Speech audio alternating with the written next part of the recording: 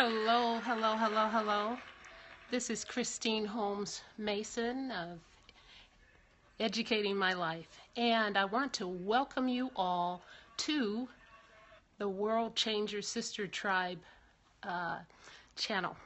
And I want to first of all invite you to bit.ly slash bit.ly slash join Sister Tribe now. Thank you all for joining. Thank you, thank you, thank you, thank you, thank you. Thank you for inviting your followers. I want to say to the rebroadcast viewers, thank you for joining. Thank you for the hearts, all the hearts, and thank you all for inviting your followers. And it is wonderful, wonderful, wonderful to be here. We've had a wonderful, wonderful day. Hi there, and Ramona, and it's been just wonderful being a part of this network. I have the privilege to be a part of this network. This is a network that is a powerful network founded by Dr. Princess Fumi Hancock. Happy birthday, Dr. Princess Fumi Hancock. She is a real princess for all of you that are out there, and I've been missing the notations over there, so please send them again. Maybe I can see them. But as we are launching today is a day of launch. This is her birthday, and so we are celebrating the launch of this network that she has founded. We are also celebrating her birthday and also the foundation in Nigeria. And if you join Sister Tribe, you can be a part of a global movement where we are actually having the opportunity to be a part of what is going on over in Nigeria. And that is a wonderful, wonderful thing. And so again, the site for that is bit.ly slash join Sister Tribe now. That's join Sister Tribe now. It is a wonderful network. And so don't forget to write that down. That's bit.ly slash join Sister Tribe now. Now I'm going to get started, and I'm going to share with you. Oh, thank you, thank you, thank you for putting that out there. I'm going to share with you a little bit about educating my life. And Educating My Life is a program that helps to educate. It helps to educate. For 15 years, I was a financial educator here in the Northwest. I am in the Seattle, Tacoma, Washington region. And as a result of being a financial educator, I went into a lot of different places and did a lot of things helping people with financial issues, financial challenges, educating people, educating families. And when I say educating, I mean the whole gambit. And so I went into places like the University of Washington, Seattle University, educating college students, because there's a huge problem with finances in college students. In fact, there was a law recently that was made so that students wouldn't get credit cards until they were 21 unless they could prove responsibility, because there were literally students that were hanging themselves because of debt. Literally, there have been students that have killed themselves because they were in so much college debt. And so, yes, and so I'll be addressing some of these areas, some of these topics of finance. Now, here's another area that I'm going to really hit, and I'm going to really just pull out of that tool belt of the wealth of knowledge that I've received over the 15 years of being a financial educator, helping thousands of people to get homes, thousands of people to clean up their credit, and going into many different businesses as well. Had the opportunity to go into Microsoft. And so it doesn't matter if you're a college student or if you have a six-figure income. I have gone into the Boeing company. I mean, these are places I would go to the Boeing company on a regular basis. And so I would sometimes be in front of a room full of engineers, had six-figure salaries. They had six-figure salaries, you all, and they were still in the red. And so what happens is when people make more money, they tend to do what? They tend to spend more money. And so this is an area that I'm going to be able to talk about and really help people before they get into trouble when they're coming out of college or even before they get into college. And it's not just that, it's everybody. You know, I've gone into also transitional programs. I was requested to come into a lot of different places, and fortunately had the opportunity. I had the best job in the financial institution where I worked because I got, every day was different. I was in a new place all the time. And I would go into not only educational institutions and corporations, places like Nintendo, Boeing Company, and Microsoft, but also had an opportunity to go into transitional places where people were transitioning out of prison and back into life again. Okay, and sometimes it was domestic violence places. They were the safe houses even that I've gone into, and so a lot of different spectrums across the board. And so there's going to be something for everybody in terms of what they can do, what everybody can do to educate themselves in the area of their personal finances. I'm going to talk about things that people can do to begin to build generational wealth. And so that's going to be another big area for me, is just getting the information out there to the people who want it and the people who need it, who want to make a change, who want to begin to build wealth for their family. Maybe they don't have much. Maybe you're out there and you're saying, I want to build wealth for my family, but I don't have a big income. You don't have to.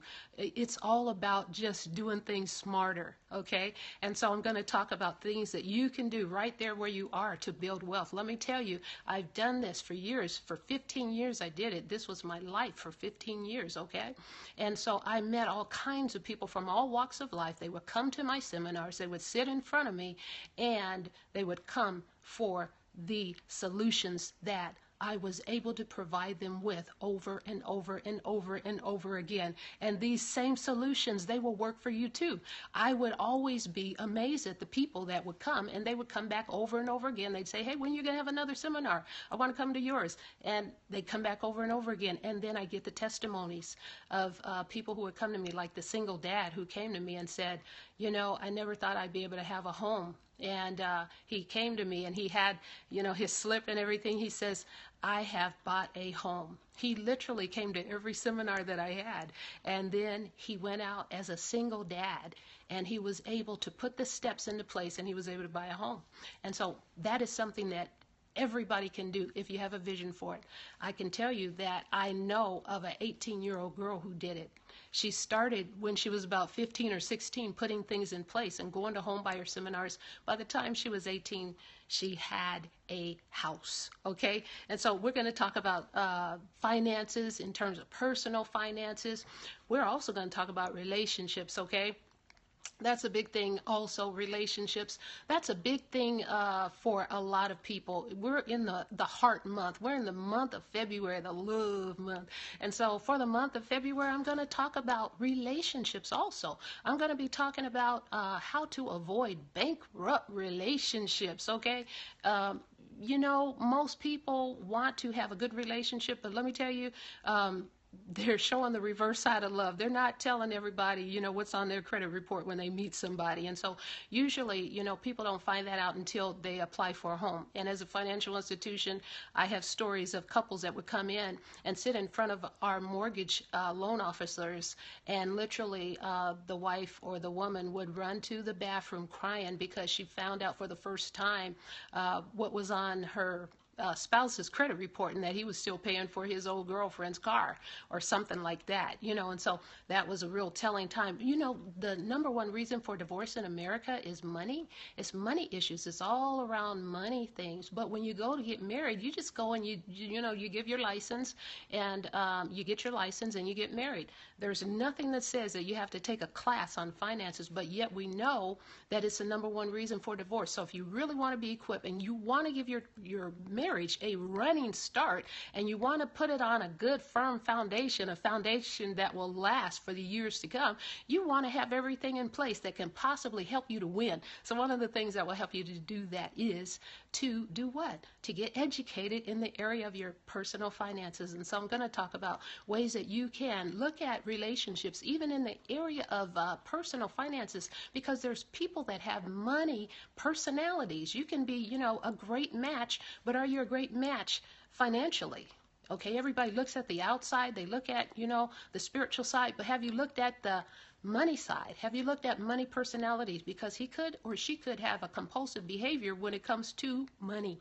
And so that can be a really big thing. Okay, so those are things that I'm going to talk about in educating my life. Those are just some of the highlights. And I'll tell you a little bit about myself in these these next few minutes, I'll say.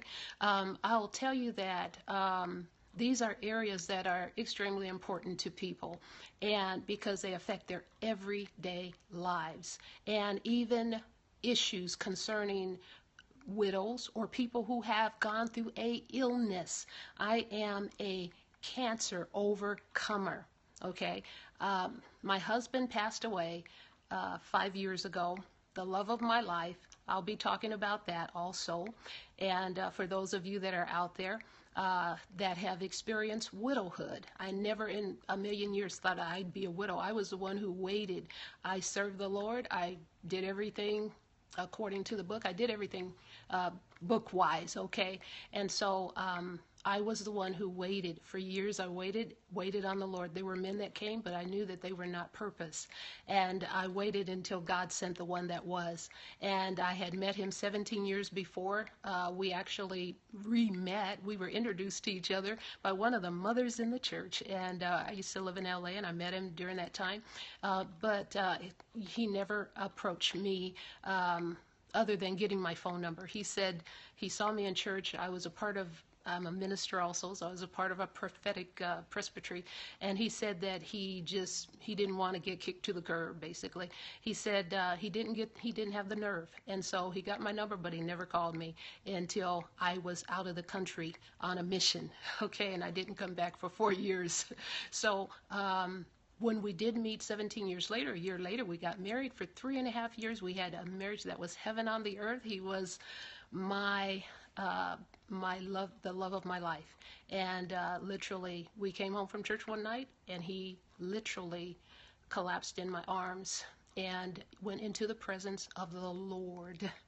I'll be talking a little bit about that whole thing that happened, and how I had to move forward after that. And it was very painful. But you may be out there experiencing some pain in your life too.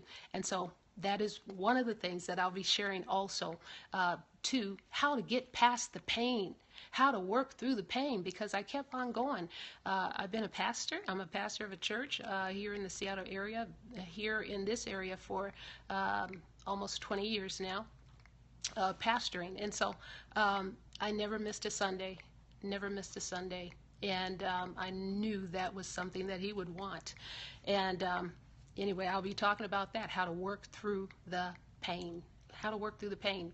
And then a couple of years after that, I was diagnosed with breast cancer. But I'm here today to tell you that Jesus is Lord. He healed me totally and completely, and he will heal you too of the heartbreak. He will heal you of the pain in your heart, and he will heal you of physical illness or whatever it is that you're going through, the trauma, all of that. And so we'll be talking more about all of these areas in educating my life. How do you get past the pain? I've talked to women and widows that have been afflicted, when they go through an illness, that devastates them financially and devastates them emotionally, and in all of these different ways. And so I will absolutely be sharing, be sharing on some of these areas to help you to navigate past the pain.